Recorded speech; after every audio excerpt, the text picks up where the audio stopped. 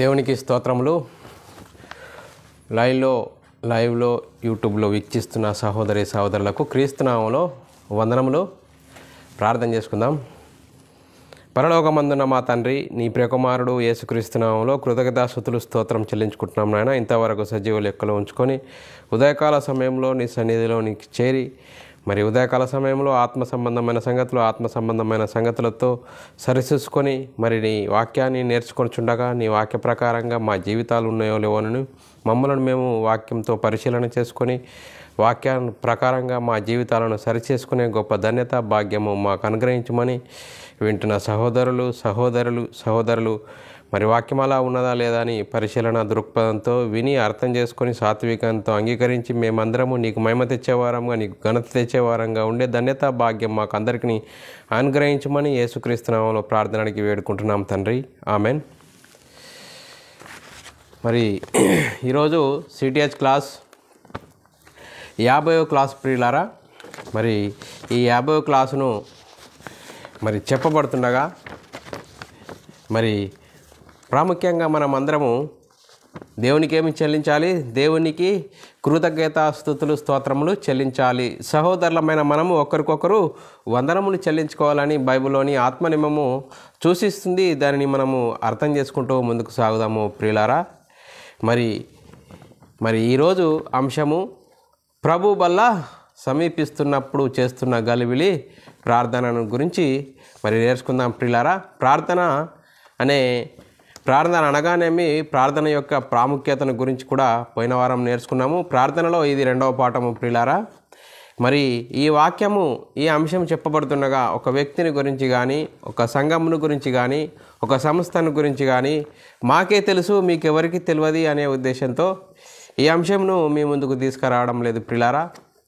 మరి లేఖన ఆధారంతో మరి బైబిల్ ఏం చెప్తుంది? మరి క్రీస్తు ప్రేమ మమ్మలను బలవంతం చేయటం బట్టి మాకు తెలిసిన సర్వసత్యాన్ని అనేకులకు తెలియపరచడానికి మరి మేము సంతోషిస్తున్నాం ప్రియులారా. మరి ఈ లేఖనాలు ఈ అంశాన్ని చెప్పబడుతుండగా లేఖన ప్రకారంగా ఉన్నదా లేదా అని పరిశీలన దృక్పథంతో మరి చూసి మరి అర్థం చేసుకొని మనమందరము సాత్వికంతో వాక్యంకు లోబడదాం, భయపడదాం. మనమందరము దేవునికి మహిమ తెచ్చేవారంగా, దేవునికి ఘనత తెచ్చేవారంగా ఉంటూ ముందుకు సాగుదాము ప్రియులారా. మరి ప్రభు బల్ల సమీపిస్తున్నప్పుడు చేస్తున్న గలిబిలి ప్రార్థన, ఇది సిటిహెచ్ క్లాస్ 50వ పాఠము ప్రియులారా. మరి ఈ అంశంను నేర్చుకుందాం ప్రియులారా. మరి ముఖ్యంగా మనము ఎందుకు ఈ అంశాన్ని నేర్చుకోవాలంటే మరి ఈరోజు విరివిగా లైవ్లో మరి యూట్యూబ్లో మనము చూస్తూనే ఉన్నాము ప్రియులారా. మరి లేఖనాలు ఏం చెప్తున్నాయి?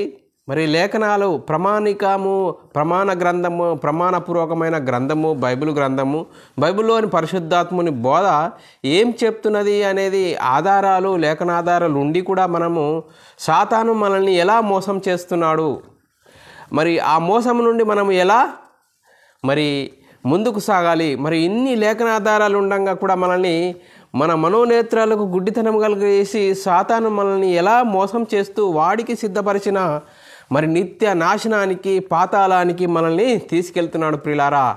ఆ మోసము నుండి ఆ భయంకరమైన మరి పరిస్థితి నుండి మనము లేఖనాధారాలతో, లేఖన వెలుగులో మరి ప్రభు వల్ల సమీపిస్తున్నప్పుడు చేస్తున్న గలిబిలి ప్రార్థనను మనము పరిశీలన చేద్దాం ప్రియులారా. మరి ప్రియులారా, మరి లేఖన ఆధారంతో మరి ఏ విధంగా ప్రార్థన చేయాలి అనేదాన్ని మనం చూసుకుందాం ప్రియులారా. మరి లేఖనాధారమైన క్రమము ఏంటి, మరి లేఖనము ఆధారం లేని క్రమం ఏంటి అనేది 2 పరిశీలన చేసుకుంటూ మరి తర్వాత లేఖనాలను చూసుకుందాం ప్రియులారా. మరి లేఖన ఆధారంతో మరి ఎలాగ ప్రార్థన చేయాలంటే ప్రియులారా, పరలోకమందున్న మా తండ్రి నీకు స్తోత్రములు అని దేవునికి స్తోత్రములు చెల్లించాలి. మరి ఇంకోటేది, పరలోకమందు నా తండ్రి నీకు స్తోత్రములు, మరి నీ ప్రియకుమారుని ఈ భూలోకానికి పంపించినందుకు స్తోత్రములు, మరి నీ ప్రియకుమారుని రక్తము ద్వారా మా పాపాలను కడిగి మమ్మలను మరి పవిత్రపరిచినందుకు స్తోత్రములు అని చేస్తూ మరి ప్రభువుల సమీపిస్తున్నప్పుడు తండ్రి నీ ప్రియకుమారుడు కార్చిన రక్తమును మరి నీ ప్రియకుమారుడైన యేసుక్రీస్తు ద్వారా కార్చిన రక్తమును మరి ఆ రక్తానికి మరి శరీరానికి సాదృశ్యంగా మరి రొట్టెలో మేము చేయి వేయిస్తుండగా, అలాగే మరియు నీ ప్రియకుమారుడైన యేసుక్రీస్తు రక్తమును సాదృశ్యంగా ద్రాక్షారసంలో మేము పాలు పొచ్చుచుండగా, మరి పల్లారాధన క్రమంలో మేము చేరుతుండగా తండ్రి మమ్మల్ని నడిపించినందుకు కృతజ్ఞతాస్తుతులు స్తోత్రాలు అని మనము ప్రార్థన చేయవలసిన వారంగా ఉండాలి. అలాగూ ప్రార్థన చేస్తూ తండ్రి ఈ గొప్ప ధన్యతను మాకు అనుగ్రహించినందుకు కృతజ్ఞతాస్తుతులు స్తోత్రాలు అని చెల్లిస్తూ, తండ్రి ఈ గొప్ప భాగ్యాన్ని మేము మరి ప్రభు బల్లలో ప్రభు ద్రాక్షారసంలో మరి మనము చేయి వేస్తూ మరి దేవునికి కృతజ్ఞతాస్తుతులు స్తోత్రమును చెల్లించి, మరి తండ్రి నీ కుమారుడైన యేసుక్రీస్తు రెండవ రాకడలో మరి ఆలస్యమైతే మమ్మల్ని సజీవ లెక్కలో ఉంచి నీ సన్నిధిలో చేర్చమని ప్రార్థన చేస్తూ యేసుక్రీస్తు నామములో ప్రార్థన అడిగి వేడుకుంటున్నాము తండ్రి అని లేఖనాధారమైన వెలుగులో ప్రార్థన చేయాలి ప్రియులారా. మరి తండ్రి మరి ఇలాగా లేఖనాధారంతో చేయవలసిన ప్రార్థన, మరి లేఖనము గలిబిలి చేసే ప్రార్థన ఏంటంటే, పరలోకమందున తండ్రి నీకు వందనాలయ్యా, తండ్రి నువ్వు నీ రక్తమును నీ శరీరమును మేము శరీరమును తింటుండగా తండ్రి నీకు స్తోత్రాలయ్యా. యేసయ్యా మేము బల్లలో పాలు పొందుతున్నాము, యేసయ్యా నీ రక్తంలో పాలు పొందుతున్నాము అని గలిబిలి చేసే ప్రార్థన. మరి తండ్రి ఎవరు, కుమారుడెవరు అనేది మనం ముందుగా తండ్రి ఎవరో మనం తెలుసుకోవాలి, కుమారుడైన యేసుక్రీస్తు ఎవరో తెలుసుకోవాలి, పరిశుద్ధాత్ముడు ఎవరో మనం క్లియర్గా మనము ప్రార్థన చేసినప్పుడు మనం ప్రార్థనలో మరి అర్థమయ్యే విధంగా ఉండాలి, అర్థసహితంగా ఉండాలా. మరి గలిబిలి మరి తండ్రి నువ్వు నా కోసం ప్రాణం పెట్టవయ్యా, సిలువలో మరి రక్తం కార్చావయ్యా, ఆ రక్తం కార్చిన ఆ రక్తం ద్వారా మమ్మల్ని కడిగావయ్యా, నీకు వందనాలయ్యా, నీకు స్తోత్రాలయ్యా అని అనడము ఇది లేఖనాధారమా ప్రియులారా?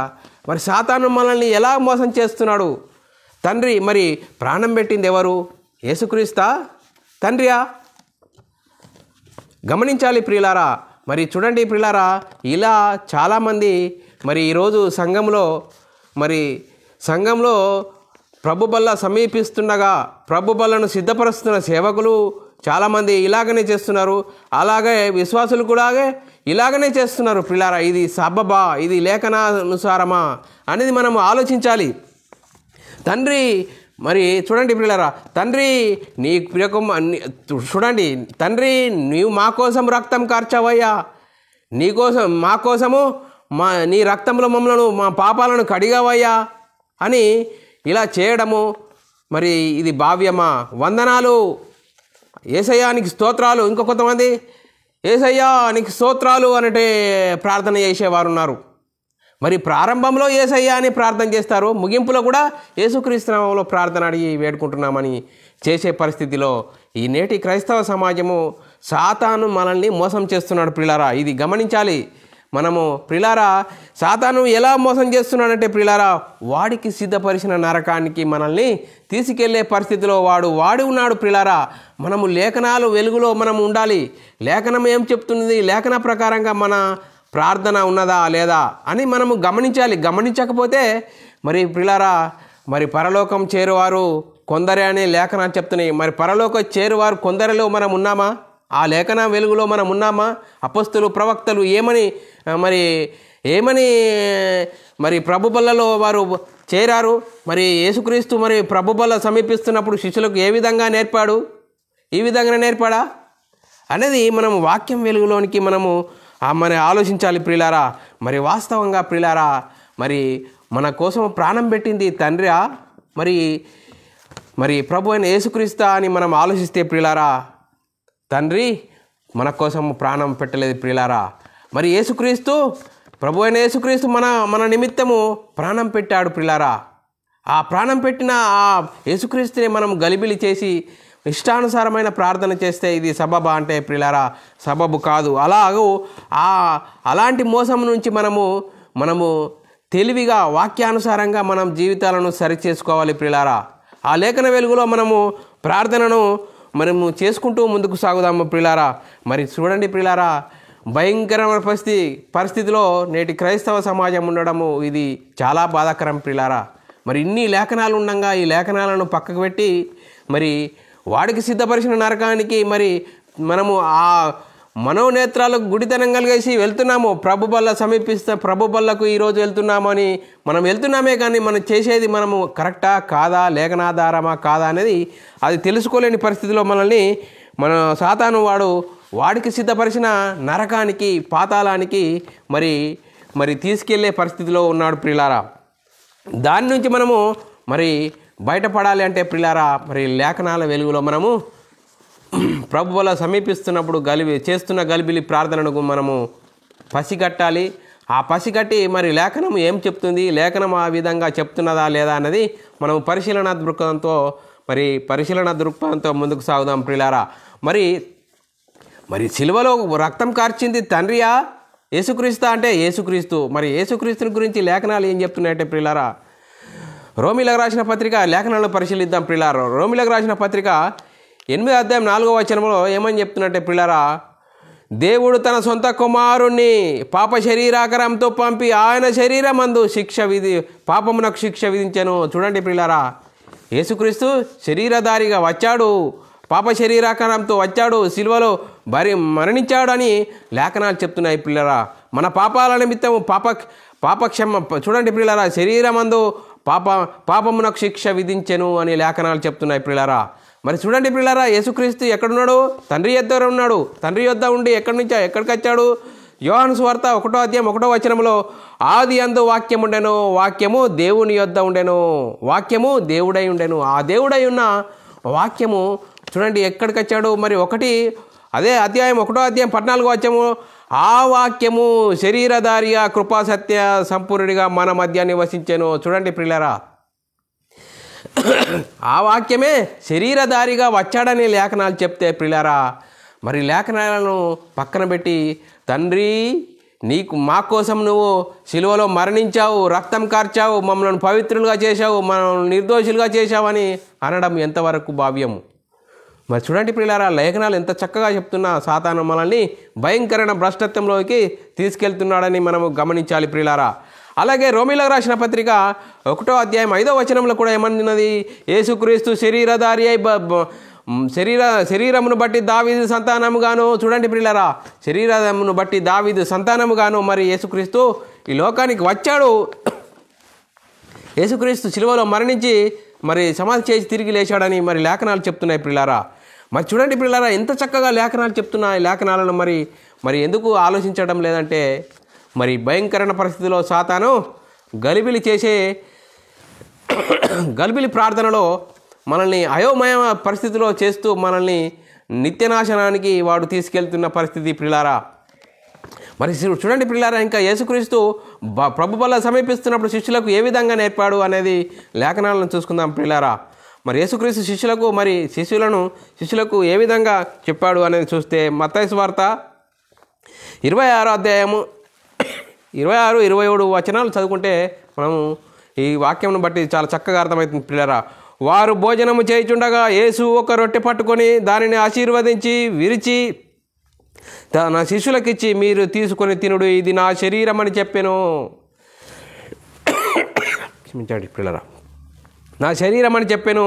27 మరియు ఆయన గిన్నె పట్టుకొని కృతజ్ఞతాస్తుతులు చెల్లించి వారికిచ్చి దీనిలోనిది మీరందరూ త్రాగుడి, ఇది నా రక్తము అనగా పాప క్షమాపణ నిమిత్తము అనేకుల కొరకు చిందింపబడుతున్న కొత్త నిబంధన అని చెప్తున్నాడు ప్రియులారా.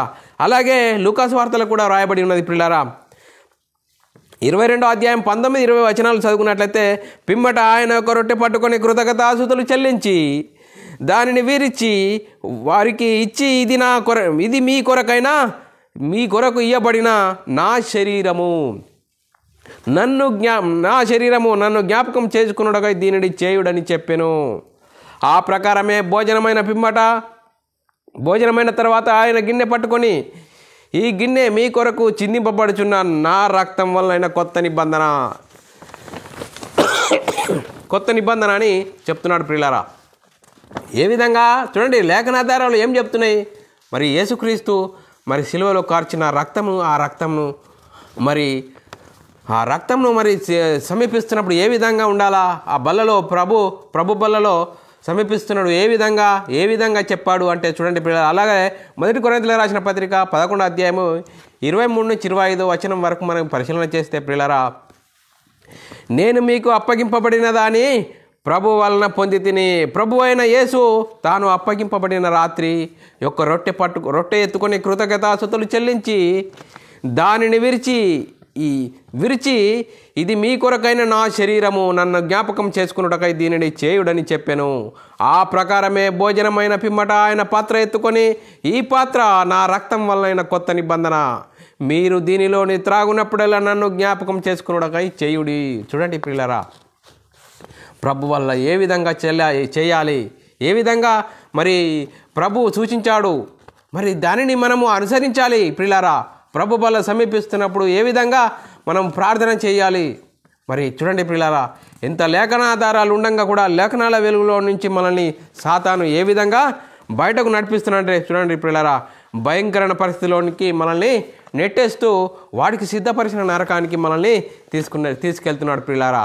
చూడండి పిల్లరా, మరి ఇంత లేఖనాధారాలు ఉండగా కూడా ఇంకా మనం ఆ విధంగానే మరి ప్రార్థన చేద్దామా? ప్రార్థన ప్రభు వల్ల సమీపిస్తున్నప్పుడు ఏ విధంగా చేద్దాము పిల్లరా? ఈ లేఖనాలను బట్టి మనము మరి చాలా జాగ్రత్త పడాలి. మరి ప్రభు వల్ల సమీపిస్తున్నప్పుడు మరి యేసుక్రీస్తు మరి సిలువలో మరణించాడు. ఆ మరణించి మన పాపాల నిమిత్తం మరణించి సమాధి చేసి తిరిగి లేచి మరి చూడండి పిల్లరా, ప్రభు వల్ల సమీపిస్తున్నప్పుడు ఏ విధంగా ఉండాలి? చూడండి పిల్లరా, ఏ విధంగా ఉండాలి? మరి తండ్రిని తండ్రిగా గుర్తించాలి.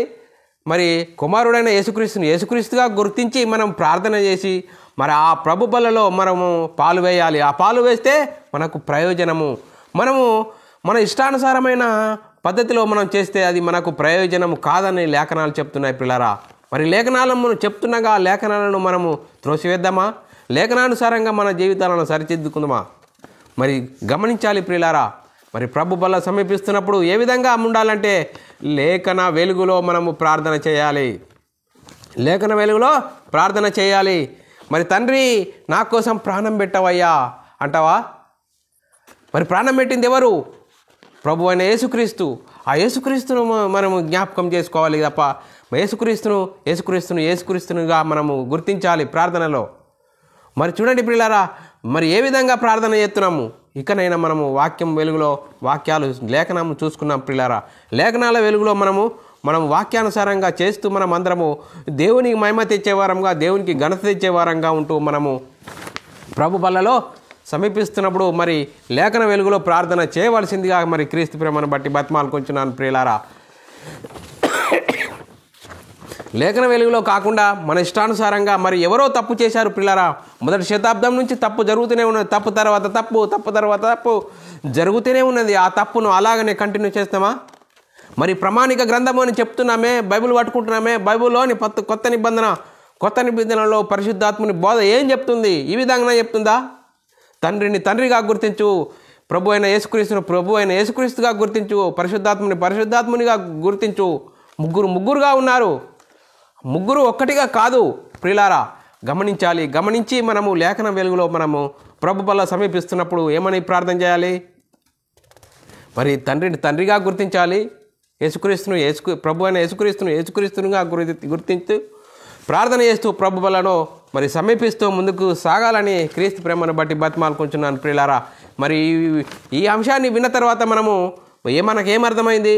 మరి ప్రభు వల్ల సమీపిస్తున్నప్పుడు మరి ఎప్పుడు ఏ విధంగా ప్రార్థన చేయాలి, ప్రార్థనలో మరి ఏ విధంగా మనం ముందుకు సాగాలి, లేఖన వెలుగులో ఏం చెప్తున్నది అనేది మనము గుర్తెరగాలి ప్రియులారా. మరి ప్రార్థనలో మరి ఇష్టానుసారంగా ప్రార్థన చేస్తే అది లేఖనానుసారమైనది కాదని లేఖనాలు చెప్తున్నాయి ప్రియులారా. లేఖనాలను అనుసరిస్తూ మనము ముందుకు సాగాలి. లేఖనం వెలుగులో మనము ముందుకు సాగితే ప్రియులారా మన ఆధ్యాత్మిక జీవితము బలపడుతుంది. మనం చేసేదానికి ప్రయోజనకరంగా ఉంటుంది. దానివల్ల మనకు ప్రయోజనకరం కలుగుతుంది ప్రియులారా. మరి ఇంత సర్వసత్యము మనం ముందుండగా దాన్ని పక్కన పెట్టి నేడు సాతాను మనల్ని ఎలాగా గుంజుకెళ్తున్నాడంటే చచ్చిన కుక్కను తాడు కట్టి ఎలా గుంజుకెళ్తామో అలాగో గుంజుకెళ్ళడం జరుగుతుంది ప్రియులారా. అది ఎంతవరకు కరెక్టు అన్నది లేఖనాలను బట్టి మనము మరి సిటిహెచ్ క్లాసులో ప్రియులారా ఇది 50వ క్లాసు. ఈ 50వ క్లాసు వరకు మరి ఎంత చక్కగా మనము లేఖనాల వెలుగులో మీకు వాక్యాన్ని అందించడానికి దేవుడు కృప చూపాడు. అందరూ బట్టి దేవునికి స్తోత్రాలు ప్రియులారా. ఈ వాక్యము వినాలి, అర్థం చేసుకోవాలి. వాక్య ప్రకారంగా మన జీవితాలు ఉన్నాయా లేదని మనల్ని మనము వాక్యం వెలుగులో మనం ముందుకు సాగినట్లయితే మన ఆత్మీయ జీవితం అభివృద్ధి పొందుతుంది ప్రియులారా.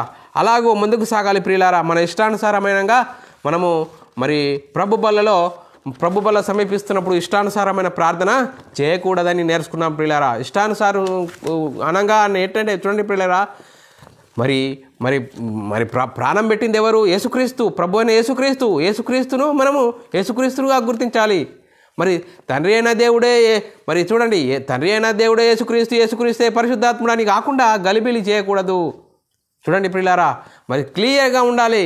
లేఖనం వెలుగులో ఏమని చెప్తుందంటే తండ్రి, మరి లేఖనాల వెలుగులో ఏ విధంగా ప్రార్థన చేయాలి, మరి గలిబిలి ప్రార్థన ఏ విధంగా అనేది మనం చూసుకున్నాం ప్రియులారా. అలాంటి గలిబిలి ప్రార్థనను ఇకనైనా మరి మర్చిపోండి. దాన్ని పక్కన పెట్టి లేఖనాల వెలుగులో ప్రార్థన చేస్తూ మనమందరము మరి దేవునికి మహిమ తెచ్చే వారంగా, దేవునికి ఘనత తెచ్చే వారంగా ఉంటూ ముందుకు సాగుదాము ప్రియులారా. మరి ఈ అంశం ఎవరిని బాధ పెట్టాలనో కాదు, మరి వాక్యం వెలుగులో మనం ముందుకు సాగాలనే సదుద్దేశంతో ఈ అంశాన్ని మీ ముందుకు తీసుకురావడం జరిగింది ప్రియులారా. మరి చెప్పబడిన వాక్యం ప్రతి ఒక్కరి హృదయంలో నీరుగట్టి ఫలింపచేయనుగాక. ఆమెన్. అందరికీ వందనములు. దేవునికి స్తోత్రాలు.